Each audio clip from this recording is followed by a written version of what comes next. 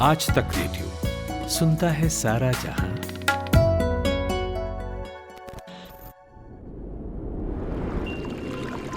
बदलते हवा पानी से लेकर इस इकोसिस्टम की कहानी तक, अमीबा पैरामीशियम से लेकर व्हेल जैसे हैवी प्राणी तक,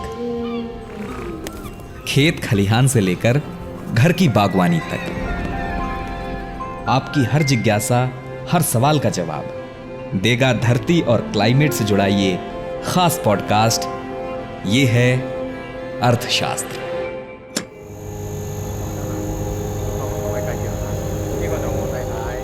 आज के दौर में जिंदगी मोबाइल, गाड़ी या घर में रखे इन्वर्टर जैसी चीजों के बिना नहीं चल सकती, और ये चीजें चलती हैं बैटरीज से। दिन ब दिन बैटरीज पर हमारी निर्भरता बढ़ती जा रही है। जब से इलेक्ट्रिक गाड़ियां आई हैं तब से तो बैटरीज का इस्तेमाल कई गुना बढ़ गया है, और ये आगे और बढ़ने वाला है। साथ ही बढ़ने वाला है इन्हें बनाने के लिए जरूरी कच्चे माल का दोहन, तो इसके परिणाम घातक भी हो सकते हैं। फिलहाल बैटरी के थोड़े इतिहास को जान लेते हैं। कहा जाता है कि बैटरी की खोज सबसे पहले साल 1800 में इटली के एक वैज्ञानिक अलेसांद्रो वोल्टा ने की थी। वोल्टा ने तांबे और जिंक की छड़ों को कांच के 2 बर्तनों में रखकर इन्हें नमक के पानी से भीगे एक तार से जोड़कर यह साबित किया कि इस तरीके से बिजली बनाई जा सकती है। ये तो वो तथ्य है जिसे दुनिया में मान्यता मिली है, लेकिन बैटरीज और बिजली बनाने के तरीके का इससे भी पहले जिक्र मिलता है अगस्त संहिता में। वोल्टा की खोज से संभवतः कई सौ साल पहले महर्षि अगस्त ने यह बता दिया था कि बिजली कैसे बनाई जाती है। उन्होंने बताया था कि एक मिट्टी के बर्तन में तांबा कॉपर सल्फेट डालकर, गीला बुरादा भरकर और ऊपर से उसमें मरकरी अमलगेटेड जिंक शीट बिछाकर बिजली बनाई जा सकती है। 7 अगस्त 1990 को यह प्रयोग स्वदेशी विज्ञान संशोधन संस्थान नागपुर ने किया भी था, और इससे 1.138 वोल्ट और 23 मिली एम्पियर करंट के साथ बिजली बनी थी। तो यानी बैटरी वो चीज है जिसमें एक केमिकल प्रोसेस के जरिए केमिकल एनर्जी इलेक्ट्रिकल एनर्जी में कन्वर्ट होती है। अब बात करते हैं बैटरी के प्रकार की। तो बैटरी 2 तरह की होती है, एक प्राइमरी और दूसरी secondary. Primary battery non rechargeable होती है, यानी इसका एक ही बार इस्तेमाल किया जा सकता है, जैसे सेल। प्राइमरी बैटरी में एल्कलाइन बैटरी बहुत ज्यादा फेमस है, ये थोड़ा लंबा चलती है। फिर सेकेंडरी बैटरी में आती हैं रिचार्जेबल बैटरीज। ये 4 तरह की होती हैं, lead acid battery, nickel cadmium battery, nickel metal hydride battery और lithium ion battery. Lithium ion battery इनमें सबसे ज्यादा चलने वाली सबसे एडवांस और पावरफुल बैटरी है। 2019 में इस बैटरी को बनाने के लिए 3 वैज्ञानिकों John B Goodenough, M Stanley Whittingham और अकीरा योशिनो को नोबेल अवार्ड मिला था। The Royal Swedish Academy of Sciences has today decided to award the 2019 Nobel Prize in Chemistry jointly to John B. Goodenough, M. Stanley Whittingham, and Akira Yoshino. अब चूंकि petroleum के भाव जिस तरह से बढ़ रहे हैं या इसके स्रोत जिस तरह से खत्म हो रहे हैं, ऐसे में इलेक्ट्रिकल व्हीकल्स नए जमाने की बात है, और ईवी वो बाजार है जहां बैटरीज की सबसे ज्यादा खपत होने वाली है। ईवीज में इन्हीं लिथियम आयन बैटरीज का इस्तेमाल हो रहा है। सरकारें भी ईवीज को प्रमोट करने के लिए स्कीम्स लेकर आई हैं। दिल्ली और राजस्थान में इनकी खरीद पर सब्सिडी दी जा रही है, और इससे कार्बन एमिशन को कम करने की दिशा में एक बड़ा कदम माना जा रहा है। इस समय ईवीज का बाजार कितना बड़ा हो चुका है, इसका एक अनुमान दिल्ली में हाल ही में की गई एक रिसर्च से पता चलता है। पिछले 2 सालों में दिल्ली में ईवीज की खरीदारी में 136% का इजाफा हुआ है। पेट्रोल और डीजल वाहनों की खरीदारी में कमी आई है। तो आज फोन्स, इलेक्ट्रिकल व्हीकल से लेकर और तमाम उपकरणों में यही लिथियम आयन बैटरी है।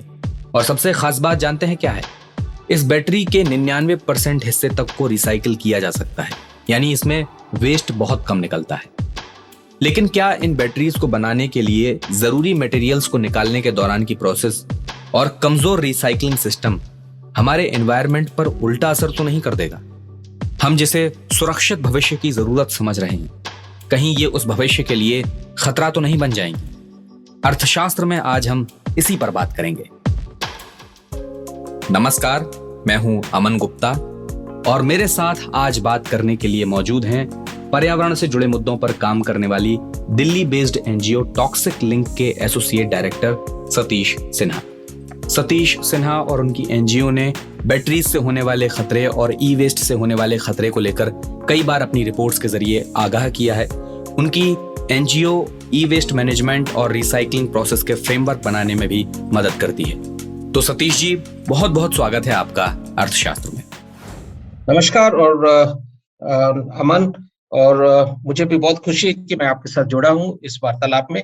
मैं कोशिश करूंगा कि कुछ बात जो आप बैटरी के बारे में करना चाहते हो उस पर मैं कुछ रोशनी डाल सकूं। जरूर सर।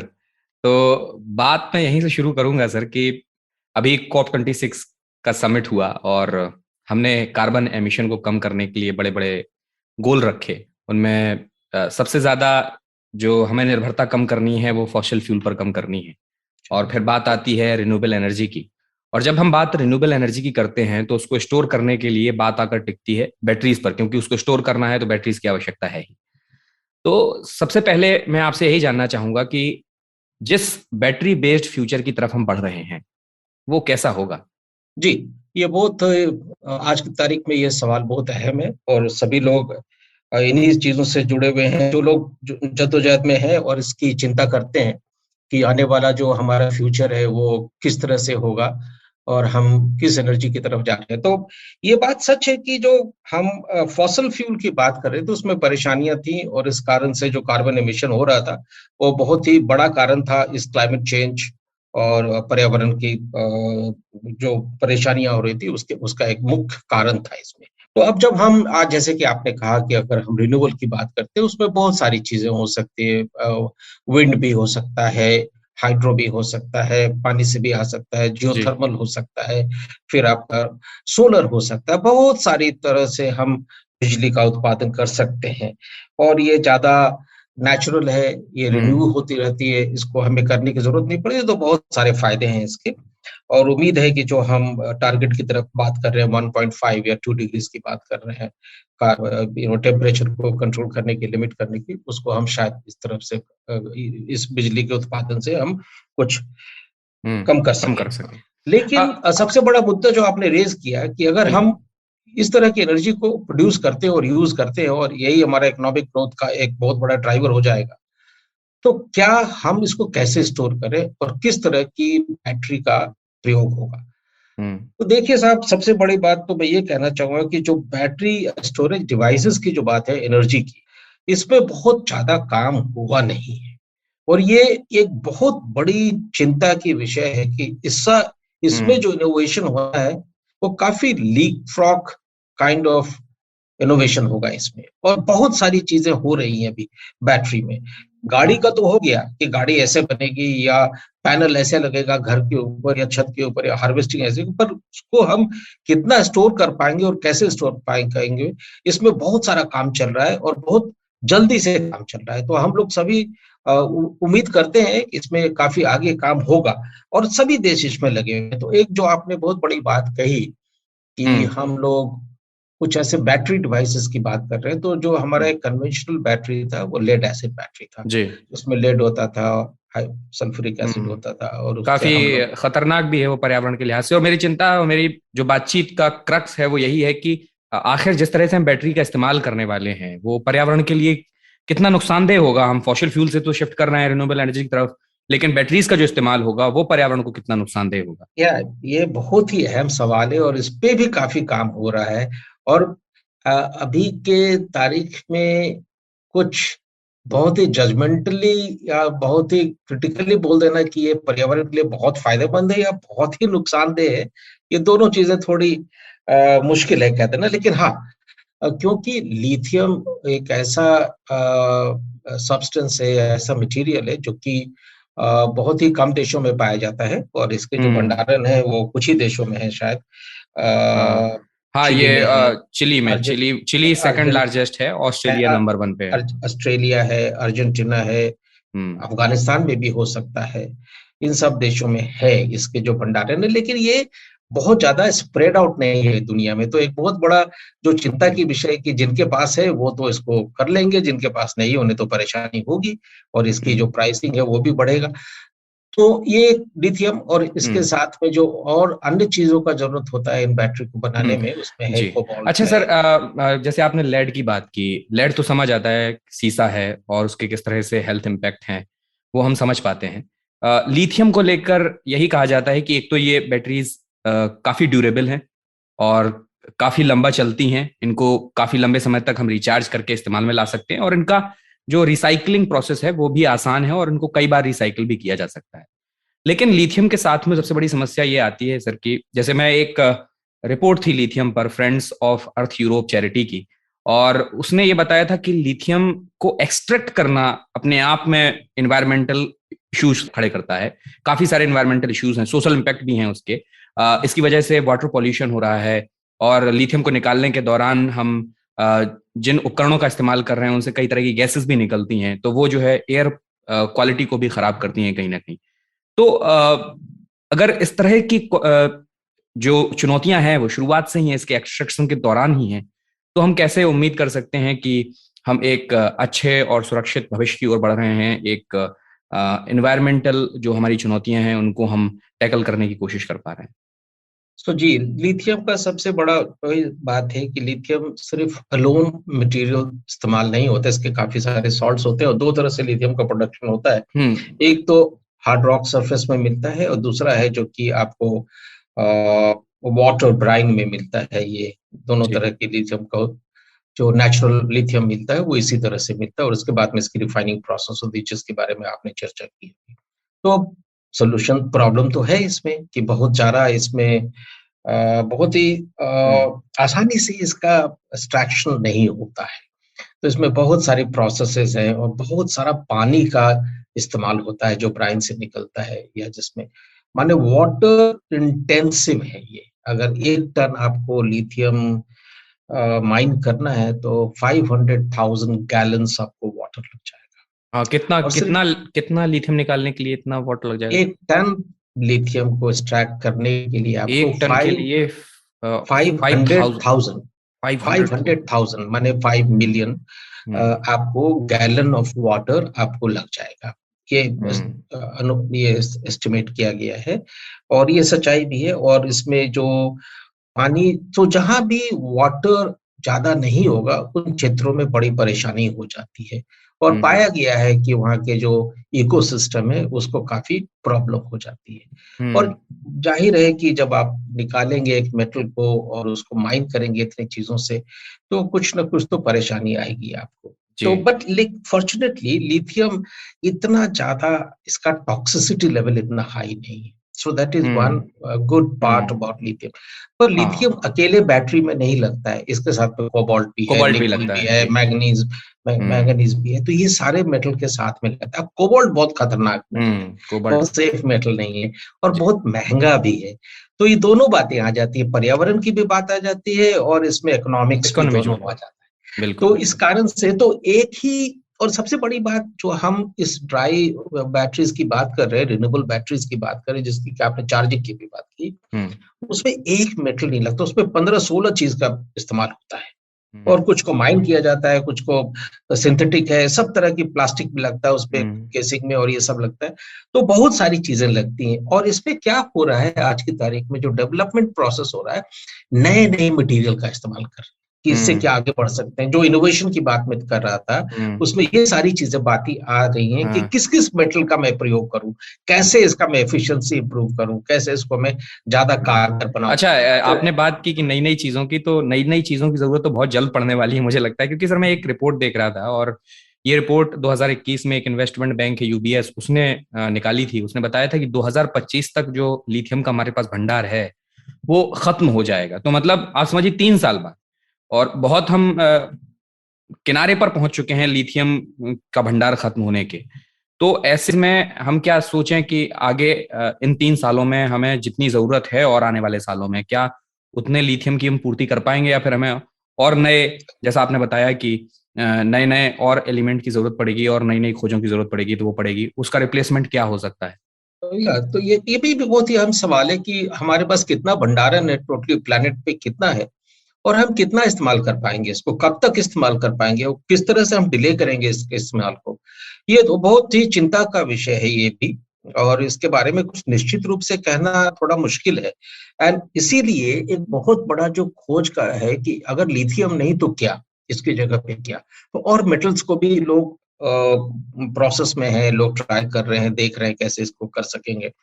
बट वही है कि अब लिथियम का भंडार तो सीमित है और जी। कुछ ही देशों में है, तो जिनके पास जो बैटरी बन करके आ रही है, फिर उसको ही कहीं न कहीं जो सर्कुलर इकोनॉमी की बात अभी चल रही है पूरी दुनिया में, और ये नया कॉन्सेप्ट आ रहा है कि भाई लिमिटेशन तो है मटेरियल की, तो हम इसको कैसे फिर से बार-बार इसको हम कर सकें। और आपने एक बहुत अच्छी बात अभी कही कि ये बैटरी में ये पॉसिबिलिटी है कि इसको हम करीब 99% तक इसको हम रिसाइकिल कर सकते हैं, जी, रिफाइन कर जी। सकते हैं इस मटेरियल हुँ, को। तो वो एक बहुत बड़ी बात है। बिल्कुल, अब लेकिन अब जो रिसाइकिल रिफाइनिंग टेक्नोलॉजी का कैसे हम इफेक्टिवनेस इंप्रूव करें, कैसे बिल्कुल। क्या करें, क्या टेक्नोलॉजी होगी, क्या हुँ, इकोनॉमिक्स होगा इसका, ये भी बहुत बड़ा सवाल है। जी। तो सर रिसाइक्लिंग प्रोसेस किस तरह से हो रही है और कितना रिसाइकिल हो रहा है, इस पे भी हम बात करेंगे, लेकिन अभी एक छोटा-सा ब्रेक लेंगे, उसके बाद फिर मिलते हैं। ज़रूर।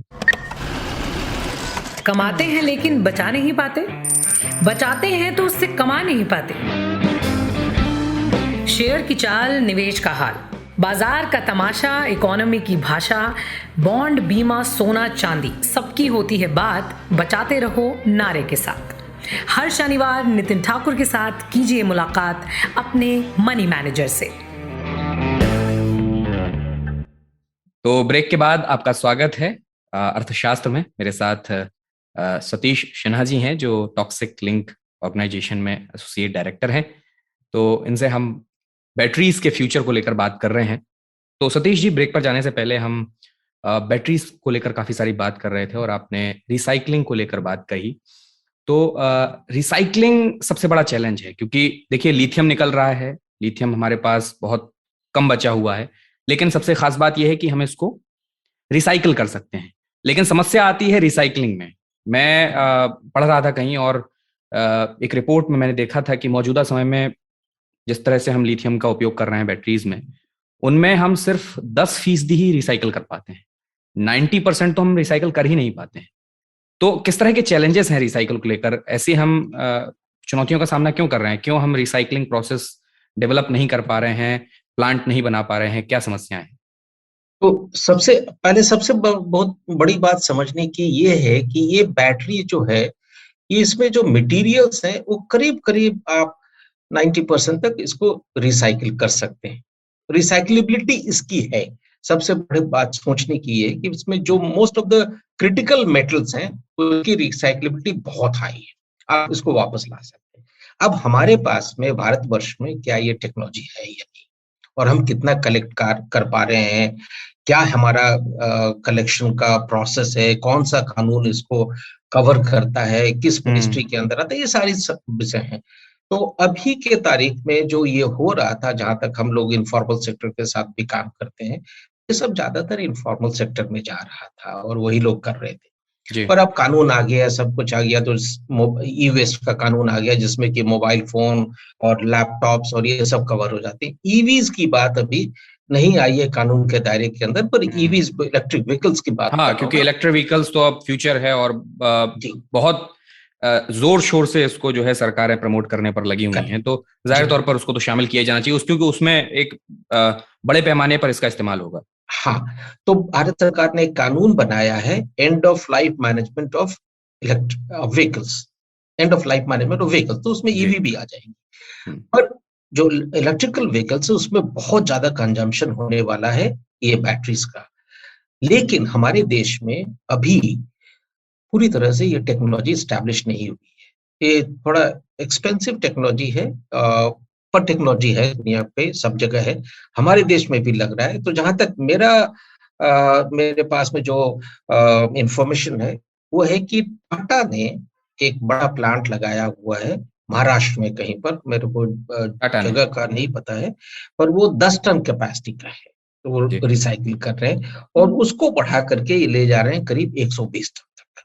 तो हिंदुस्तान, भारत के साथ में ये हो रहा है कि यहाँ पे मार्केट बहुत बड़ा है। तो दुनिया के जितने भी बड़े-बड़े इस क्षेत्र में जितने भी बिजनेस हाउसेस हैं, प्लेयर्स हैं, वो लोग सभी इसमें पांव जमाने की कोशिश कर रहे हैं, और मुझे उम्मीद है कि भारतवर्ष में ये टेक्नोलॉजी बहुत जल्दी स्थापित हो जाएगी और करीब करीब पूरे देश को कवर कर जाएगी। अब जैसे कि मेरे को शायद पता चला है कि ये लोहान करके कोई कंपनी है, वो ग्रेविटास है, महिंद्रा है, ये सभी लोग बोथ मैन्युफैक्चरिंग एंड रिसाइकलिंग दोनों में आ रहे हैं। तो शायद दोनों तरफ का जो beginning of the pipe and end of pipe दोनों सॉल्यूशंस हमें शायद इसमें आने वाला है। तो जितना भी मार्केट में जाएगा उसे वापस लाना पड़ेगा और उसको रिसाइकिल करके, जो मैं कहा कि 90-95% तक जो क्रिटिकल मेटल्स है वो वापस आ जाएंगे। तो ये हमें करना पड़ेगा। हमारे पास में और कोई इसका कोई और उपाय नहीं हमारे पास में, क्योंकि इसको हम बाहर भेज नहीं सकते, हमारे पास में क्रिटिकल मेटल्स की शॉर्टेज है। अच्छा, मेटल्स को तो हम देख लेंगे सर, लेकिन इसके रिसाइकलिंग प्रोसेस के दौरान या कोई बैटरी जैसे हम देखते हैं कि जिसका नुकसान हो गया, जो बस्ट हो गई, उसमें कार्बन डाइऑक्साइड निकलता है। और अगर आपको याद हो, आपको पता हो, तो जर्मनी में कोलोन शहर में शायद 1898 ही है पहली कार से बैटरी चलने वाली कार बनाई गई थी। और वहाँ एक फिजिक्स के वहाँ पर एक फिजिक्स के प्रोफेसर हैं, उनका नाम है क्रिस्टोफर बुखाल। उन्होंने ये कहा था कि जो इलेक्ट्रिक कार्स हैं वो क्लाइमेट फ्रेंडली इम्पैक्ट उनका जो है वो सिर्फ कागजी है। वास्तविकता ये है कि उससे जो कार्बन डाइऑक्साइड का एमिशन है वो और बढ़ेगा। यहाँ तक कि उन्होंने तो ये भी कहा था कि जो बिजली से चलने वाली कारें हैं वो डीजल से जो चलने वाली कारें हैं उनकी अपेक्षा एनवायरमेंट पर 11 से 18% तक अधिक बोझ बढ़ा देंगी। तो जर्मनी जैसे देश में जहां पर इतना बड़ा हिस्सा रिन्यूएबल एनर्जी का इस्तेमाल करता है, वहां पर कम से कम भारत से ज्यादा तो अभी रिसाइकलिंग प्लांट्स होंगे ही। और क्योंकि वहां पर इतने पहले से इलेक्ट्रिक कार्स चल रही हैं, तो जब वहां पर कहा जा रहा है कि कार्बन डाइऑक्साइड का जो एमिशन है वो 18% तक बढ़ जाएगा, तो भारत में तो स्थिति फिर क्या ही होगी? ये थोड़ा कंटेस्टेड सा विषय है कि कितना ये कार्बन न्यूट्रल है या कितना ये फ्रेंडली है ये टेक्नोलॉजी। इस पे काफी चर्चा हो रही है और मैं भी पढ़ता हूँ, मैं भी समझता हूँ कि इसमें कुछ तो इश्यूज हैं जरूर। कि अगर आप, जैसे कि मैंने कहा कि इसमें 15-16 मेटल्स और बाकी चीजें लग जाती हैं बैटरी बनाने में, और आधे से ज्यादा इसमें माइनिंग करना पड़ता है, तो बहुत बड़ा एनर्जी और बहुत कुछ, वो जो लाइफ साइकिल एनालिसिस करेंगे तो इसमें बहुत ज्यादा एनर्जी और पानी का प्रयोग होता है और वही क्लाइमेट को इम्पैक्ट करता है। तो जो अगर आप कार्बन की बात करेंगे तो कहीं ना कहीं वो चीज उभर के आता है, पर इसका अगर शायद मेरे पास तो इसका उत्तर नहीं होगा अभी, लेकिन डीप एनालिसिस करने के बाद में ये पाया जा रहा है कि पता नहीं कितना, पर शायद ये इसको कंटेस्ट किया जा सकता है। मतलब अभी आंकड़ा नहीं है, लेकिन कहीं ना कहीं ये माना जा सकता है कि अगर इसका हम ढंग से रिसाइकलिंग नहीं करते हैं तो इम्पैक्ट खराब होगा, इसका होगा, जरूर होगा। और क्योंकि आप माइनिंग जो है, आप देखिए जब एक बार मेटल माइन हो जाता है तो रिसाइकिल करने में उतनी एनर्जी की जरूरत नहीं होती है, और जिसको अर्बन माइनिंग कहते हैं हम लोग। पर अगर जो रॉ मटेरियल ओर से निकालते हैं आप, तो उसमें तो बहुत ज्यादा वेस्ट, बहुत ज्यादा टेलिंग, बहुत ज्यादा ये सब आता है, और वो पर्यावरण के लिए ठीक नहीं है। तो दोनों बातें। और दूसरी बात ये है कि अगर आप इलेक्ट्रिक कार तो बना लीजिए और बैटरी भी बना लीजिए, पर अगर उसका पावर सोर्स स्टिल अगर वो फॉसल फ्यूल रहा, अगर पूरे आपके जो जितने भी बिजली घर हैं वो सब कोयले से चल रहे हैं, तो फिर तो आपके यहाँ प्रॉब्लम उतनी की उतनी ही रह जाएगी। कार तो बना लेंगे आप, तो आपको जो सोर्स ऑफ एनर्जी है उसको भी शिफ्ट करना पड़ेगा। और अगर आप पूरी तरह से सौर ऊर्जा या फिर विंड एनर्जी या बाकी चीज से चलाएंगे तो शायद आपके पास में प्लस में चला जाएगा ये चीज। तो मतलब हमारे बिजली बनाने के जो प्लांट हैं जो अभी कोयले वगैरह चल रहे हैं, पहले उनको हमें सही करने की जरूरत है, उसके बाद फिर हम आगे की बातें सोच सकते हैं। हाँ, ये बिल्कुल सही कही। अदरवाइज आप पोल्यूशन को शिफ्ट कर रहे हैं कहीं से कहीं। जहाँ जनरेशन पॉइंट है वहां पे तो आपने कर दिया, यहाँ आपने ठीक कर दिया दिल्ली में या बम्बई में गाड़ी चला रहे हैं, लेकिन जो वहां पे है वहां तो आप बिजली उसी तरह से पैदा कर रहे हैं। तो ये थोड़ी विषमता की भी बात है, इन्वायरमेंटल इक्विटी और जस्टिस की भी बात आ जाती है। जी, अच्छा सर, ये भी कहा जाता है कि देयर इज नो यूनिवर्सल और unified standards for waste disposal of lithium ion batteries, है ना? कोई इनका एक पुख्ता तरीका नहीं है इनको डिस्पोज करने का। फिर भी मैं आपसे जानना चाहूंगा, आप चूंकि इन विषयों से जुड़े रहते हैं, इन पर आप देखते रहते हैं, तो अभी सबसे ज्यादा एक्सेप्टेबल मेथड आपको कौन सा लगता है, LIBs को या फिर लेड बैटरीज को इनको डिस्पोज करने का? लेड बैटरीज का तो बहुत पुराना सिलसिला चल रहा है, उसमें तो हम्म। बहुत ज्यादा बात चर्चा की विषय नहीं है कि, क्योंकि बहुत पहले से जो उसका केसिंग होता है वो तो प्लास्टिक का होता है, जी। उसका अलग प्रक्रिया है जो प्लास्टिक की फिर उसमें प्रक्रिया कार्बन है। होते हैं, सेल्स होते हैं। हाँ, उसमें बाकी तो उसमें लेड होता है और सेपरेटर्स होते हैं, जी। लेड के ब्लॉक्स होते हैं लेड एसिड में। वो लेड को तो आप रिफाइन करके री मेटल करके आप उसको रिफाइन करके वापस ला सकते हैं, और एसिड को आप न्यूट्रलाइज कर सकते हैं, तो वो तो है। उसमें लेड ही सबसे खतरनाक चीज जी। है, और उसकी रिसाइक्लिंग में काफी प्रॉब्लम्स है जी। आज की तारीख में। और इसके साथ में जो लिथियम के साथ में जो सबसे बड़ा एडवांटेज है, ऐसा तो नहीं कहूंगा कि उसकी रिसाइक्लिंग की कोई स्टैंडर्ड्स नहीं है।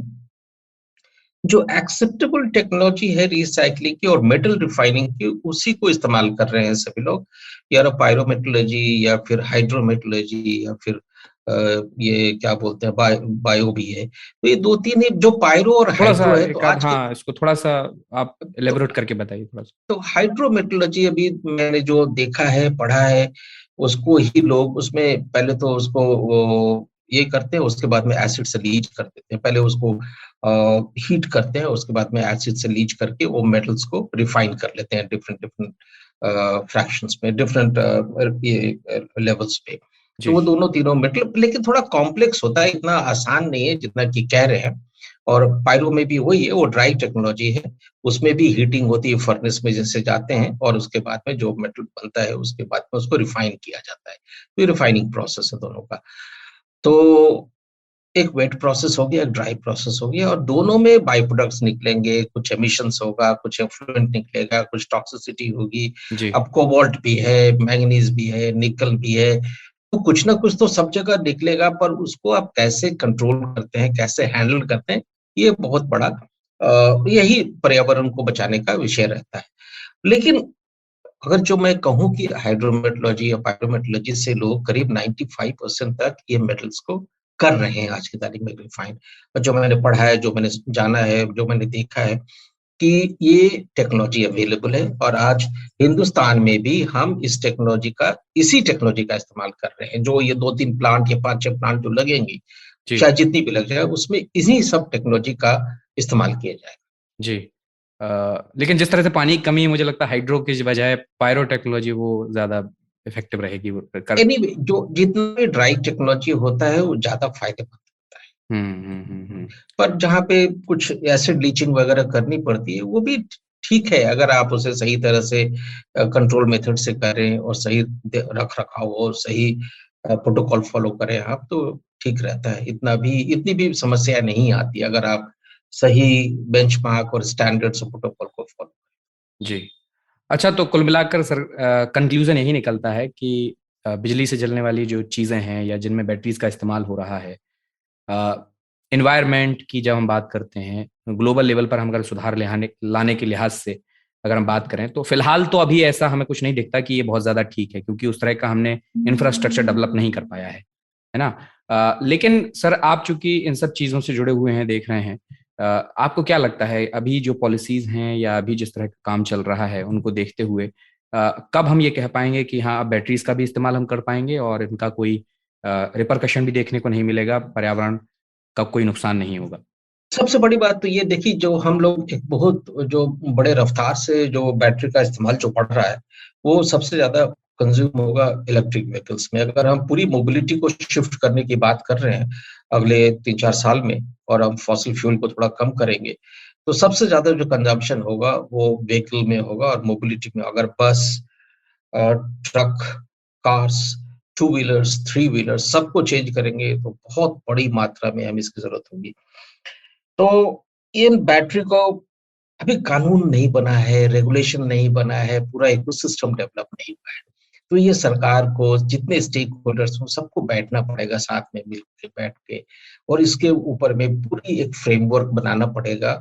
और जो सभी तरह से टेक्नोलॉजी है, रेगुलेशन है, मॉनिटरिंग है, रोल ऑफ इंडस्ट्री है, रोल ऑफ सिटीजन्स है, सबको तय करना पड़ेगा। इसमें कुछ समय लगेगा क्योंकि व्हीकल आए हुए अभी शायद मेरे को लगता है कि अभी शायद पहला बैटरी भी नहीं व्हीकल से एंड ऑफ लाइफ हुआ होगा, उसका 3-4 साल ही हुआ है और इसकी जी, लाइफ काफ़ी लंबी होती है। तो बिल्कुल। मुझे लगता है कि अभी थोड़ा-सा लेकिन काम चल रहा है इस पे। मैं ये नहीं कहूँगा कि भारत सरकार या जो मिनिस्ट्रीज़ हैं या जो स्टेक होल्डर्स हैं काम सब लोग इसकी तरफ ये है और मेरे पास में बहुत सारे क्वेरीज़ आ रही हैं और बहुत सारे कंसल्टेंट इसमें लगे हुए हैं कि इसका बिज़नेस अपॉर्च्युनिटी क्या है इस बैटरी का, ये बात हुँ, करने के लिए और बहुत ज़्यादा इसका जो बिज़नेस अपॉर्च्युनिटी है, वो रीसाइक्लिंग में है। क्योंकि जी, जो कॉस्ट ऑफ रीसाइक्लिंग है, cost of recovery of metals है, much lower than your primary mining. So जी, बहुत लोग इसमें इंटरेस्टेड है। आज भी मेरे को किसी बहुत बड़े कंसल्टिंग फर्म से ये क्वेरी आया था कि कितना होगा, क्वांटम क्या होगा, कैसे होगा, आप बताइए थोड़ा-सा। जी, तो आई मेरे को एक सेंस मिल रहा है कि ये बहुत बड़ा बिज़नेस अपॉर्च्युनिटी भी है और बहुत बड़ा ये एक बॉटलनेक भी है हमारे देश के लिए। तो दोनों चीज़ें कहीं न कहीं अपॉर्च्युनिटी भी प्रोवाइड कर चैलेंज भी है तो अपॉर्च्युनिटी भी है। तो जी, मुझे लगता है कि इसका कुछ ना कुछ तो परिणाम निकलेगा और सही दिशा में निकलेगा और हुँ, मैं मानता हूँ कि एनवायरमेंटली भी इसको अगर आप देखेंगे तो शायद हम लोग इसके दुष्परिणाम ना देखें ज़्यादा और इसके अच्छे परिणाम ही आएँगे। मुझे ऐसा लगता है, मैं होपफुल हूँ और मैं जी, चाहूँगा कि जितने सारे कानून बने, गाइडलाइंस बने और जितनी इंडस्ट्री आए, बेस्ट टेक्नोलॉजी लेके आए, हुँ, सब सही दिशा में काम हो तो ये पर्यावरण के लिए भी ठीक होगा और बाकी इकोनॉमिकली भी बहुत ही साउंड डिसीजन। जी। अच्छा सर, बिल्कुल आखिर में बस मैं आपसे ये जानना चाहूँगा पर्सनली जो इस तरह के प्रोडक्ट्स का इस्तेमाल करेंगे जिनमें बैटरीज़ का इस्तेमाल होगा, उनको इस्तेमाल करने के लिए आप अमूमन एक व्यक्ति को क्या सलाह देना चाहेंगे? किस तरह से वो समझदारी से इनका इस्तेमाल करे ताकि पर्यावरण में इसका कोई नेगेटिव इम्पैक्ट हम ना डाल दें, उसका कहीं कोई नुकसान ना पहुँचे? ओके, सो बहुत अच्छा सवाल है कि जो एक इंडिविजुअल लेवल पे क्या कर सकते हैं। एक तो सबसे बड़ी बात है कि इसको कहीं जो भी बैटरी चाहे आपके मोबाइल फ़ोन में हो, चाहे आपके ये लैपटॉप से निकल रहा है, कहीं से भी निकल रहा है, इसको हमें वेस्ट में नहीं डालना चाहिए जो नॉर्मल बिन है। ये देखिए कि आजकल की तारीख में तो सब लोग एक ईपीआर सिस्टम हो गया, कानून आ गया है कि प्रोड्यूसर्स लोग इसको वापस ले रहे हैं। तो जी, जो ऑथराइज़्ड लोग हैं, उन्हीं को देना चाहिए और इसे जो कचरे के डब्बे में कभी मत डालिए। सबसे पहला सवाल तो ये है। दूसरा सवाल ये है कि आप लोगों ने देखा होगा कि लिथियम आयन की प्रॉब्लम्स काफ़ी होते हैं। अगर ये लैंडफ़िल में जाता है, तो इससे लीचेट निकलता है और इसमें हुँ, बहुत सारी केमिकल्स हैं, वो लीच करके वो पूरे सिस्टम को खराब करते हैं कि पानी को, सॉइल को, फूड चेन को, सबको कंटामिनेट करने की इसमें कैपेसिटी है। हुँ, तो हुँ। ये थोड़ा ध्यान रखना चाहिए बिकॉज़ पर्यावरण के लिए बहुत खतरनाक है। तीसरा सवाल और ये फूड चेन में भी जा सकता है, ह्यूमन्स को भी इम्पैक्ट कर सकता है। इसमें कोबाल्ट हाँ, है, कार्सिनोजेन है, बाकी मेटल्स है, हेवी मेटल्स हैं, अ सभी चली जाएँगी। मुझे याद आ तो रहा है पता चीन की मैंने कोई खबर पढ़ी थी सर वहाँ पे जहाँ से इसकी माइनिंग की जा रही थी या जहाँ पर इसको बहुत ज़्यादा डाल दिया था, वहाँ पे जो वाटर रिसोर्स में मछलियाँ थी, वो मर गई थी। जी, ये तो ऊपर हुआ था, ये आपके तिब्बत के ऊपर कहीं पे हुआ था, जी, चाइना में, वो सारी मछलियाँ, वो नदी भी ये हो गई नदी पूरी का कंटैमिनेटेड हो डिस्ट्रक्शन गई तो है। पानी का तो डिस्ट्रक्शन बहुत जगह हो रहा है, बिकॉज़ आई टोल्ड यू कि जब माइनिंग करते हैं तो पानी का ये होता है और ये ब्राइन में मिलता है, जो नेचुरली है, सलाद में जो आपने कभी ज़िक्र किया था वहाँ पे चिली में, उसी जी, से निकलता है, उसी को माइन करते हैं। नहीं, तो ये तो बहुत बड़ा ये है कि लैंडफ़िल में नहीं जाना चाहिए इसका वेस्ट, किसी तरह से इसको रोकना चाहिए और हम लोग सभी की ज़िम्मेदारी बनती है, उसको हम लोग कचरे के डब्बे में ना डालें। एक तो ये जी, हो गया। दूसरा ये है कि ये थोड़ा-सा इसको हैंडल करने में थोड़ी सावधानी बरतनी चाहिए। ये थोड़ा-सा अगर हीट डलेंगे इसको या चोट पहुँचेगा, ये एक्सप्लोसिव की तरह कभी-कभी फायर हैज़र्ड भी होता है और एक्सप्लोसिव भी होता है। आपने देखा होगा कि आप जब एयरक्राफ्ट बोर्ड करते हो तो वो हमेशा पूछते हैं आपसे कि आपके पास में पावर बैंक तो नहीं है लगेज में? क्योंकि अगर आप ले जा रहे हो, कुछ हो गया हादसा, तो ये प्रॉब्लम करता है और ये इंसिडेंट 1-2 बार हो चुका है। तो ये दूसरी सावधानी है जो कि सबको ध्यान में रखना चाहिए, कभी भी आप इसको इस्तेमाल करते हैं तो। तो और अगर आप किसी और को जब आप लोग कार में आएँगे तो शायद उसके बाद में और बातें आएँगी कि किस तरह से हैंडल करना चाहिए, क्या सावधानी बरतनी चाहिए और कब इसको रिचार्ज करने में समय में क्या-क्या सावधानियाँ बरतनी चाहिए। तो सावधानी से इस्तेमाल करें और यही है आखिर में कि जिसको हम फ्यूचर फ्यूल समझ रहे हैं, कहीं वो फ्यूचर का पॉल्यूशन ना बन जाए। तो बहुत ज़रूरी है सावधानी। और सर, जिस तरह से आपने सवालों को हमारे एड्रेस किया और सभी शंकाओं का समाधान किया, बड़े अच्छे से आपने बताया। इस कार्यक्रम में आप जुड़े, बहुत बहुत शुक्रिया आपका। धन्यवाद, धन्यवाद। और चलते चलते आपको बैटरी से जुड़ी एक और रोचक जानकारी देते हैं। अब तक की बातचीत से शायद आपको ऐसा लगा हो कि बैटरीज काफी नुकसानदेह हैं, तो ऐसा भी नहीं है। खराब बैटरियों से निकाले गए मैग्नीज ऑक्साइड, एक्टिवेटेड कार्बन और कैल्शियम एल्जिनेट को मिलाकर कुछ दाने बनाए गए हैं। इन्हें कैब मोएक के दाने कहा जाता है। ये कैब मोएक के दाने मुर्गी पालन और सुअर पालन उद्योग में जो ग्रोथ एजेंट के तौर पर खतरनाक टाइलोसिन निकलता है या प्रीक्रेसोल निकलता है, जो जानवरों के मल और उनकी धुलाई से निकलता है, उसे पानी से हटाने की 99.99% तक क्षमता रखते हैं। तो पानी से इस तरह की अशुद्धियों को खत्म करने के लिए कैब मोएक के दानों का इस्तेमाल किया जा सकता है और इसका उपयोग करके पर्यावरण में थोड़ी तो मदद हो ही जाएगी। फिलहाल अर्थशास्त्र में इतना ही। अगले शुक्रवार आपसे फिर मुलाकात होगी पर्यावरण से जुड़े एक और नए मुद्दे के साथ। मेरा नाम अमन गुप्ता है। इस पॉडकास्ट से जुड़ा अगर आपका कोई फीडबैक है तो आप हमें radio@aajtak.com पर भेज सकते हैं। और अर्थशास्त्र आपके लगभग हर पॉडकास्ट प्लेटफॉर्म पर उपलब्ध है, जैसे Spotify, Google podcast, Apple podcast, Wynk, Gaana, Jio सावन। तो इन सभी जगहों पर जाकर भी आप इसको सब्सक्राइब कर सकते हैं ताकि जैसे ही पॉडकास्ट आए आपको तुरंत जानकारी मिल जाए। अभी अपना ख्याल रखिए, इजाजत दीजिए मुझे। नमस्कार।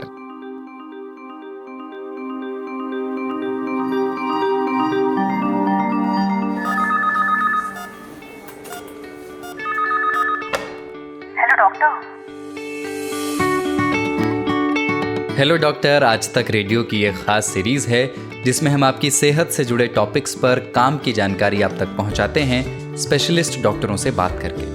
यानी अलग अलग बीमारियों पर मशहूर डॉक्टरों का ज्ञान, उनकी सलाह घर बैठे आप तक पहुंचती है हर मंगलवार सुबह आज तक रेडियो पर।